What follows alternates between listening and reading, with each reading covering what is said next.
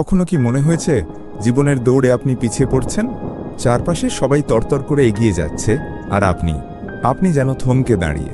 তাদের সাফল্য দেখে আপনার ভেতরটা কি অস্থির হয়ে ওঠে? যদি এমনটা মনে হয়, তবে আজকের এই কথাগুলো আপনার জন্যই। মনে রাখবেন, যে গাছটা ধীরে বাড়ে তার শিকড় গভীরে যায়, বহু গভীরে। জীবনের এই দ্রুতগতির প্রতিযোগিতায় পিছিয়ে পড়া মানেই কিন্তু হেরে যাওয়া নয়। যে বিশাল মহিরু ধীরে ধীরে আকাশ ছুঁতে চায়, তার শিকড়িত পৃথিবীর গভীরতম স্তর স্পর্শ করে শক্তি সঞ্চয় করে। আপনি হয়তো আজ কিছুটা পিছিয়ে আছেন, অন্যদের সাফল্য আপনাকে ব্যাকুল করে তুলছে। কিন্তু একটা কথা ভুলবেন না, যে ফল খুব তাড়াতাড়ি পেকে যায়, সেটা কিন্তু তাড়াতাড়ি পচেও যায়। প্রকৃতির নিয়মটাই এমন। যে বৃক্ষ ধৈর্য ধরে ধীরে ধীরে বাড়ে, তার কাঠ হয় সবচেয়ে মজবুত, তার ফল হয় অতুলনীয় মিষ্টি, তার ছায়া হয় সুশীতল।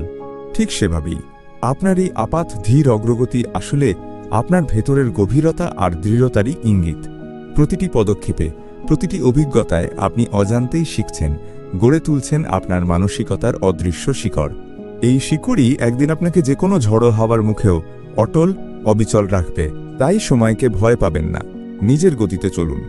আজ যারা আপনার চেয়ে অনেক এগিয়ে আছে বলে মনে হচ্ছে, তারা হয়তো দ্রুত দৌড়াতে গিয়ে শীঘ্রই ক্লান্ত হয়ে পড়বে। কিন্তু আপনি এই ধীর যাত্রায় যে গভীরতা, যে অভিজ্ঞতা, যে মানসিক শক্তি অর্জন করছেন, সেটাই একদিন আপনাকে এনে দেবে এক অপ্রতিরোধ্য স্থায়ী সাফল্য।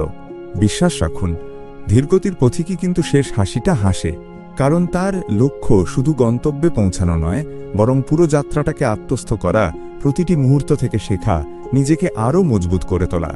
আপনার এই ধৈর্য, এই অধ্যবসায় বৃথা যাবে না। আপনার সময় আসবেই। আপনিও কি কখনো এমন অনুভব করেছেন? আপনার ভাবনা আমাদের সাথে শেয়ার করুন কমেন্ট বক্সে।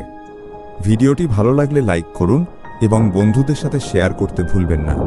এমন আরও অনুপ্রেরণামূলক ভিডিও পেতে আমাদের চ্যানেলটি সাবস্ক্রাইব করে পাশে থাকুন।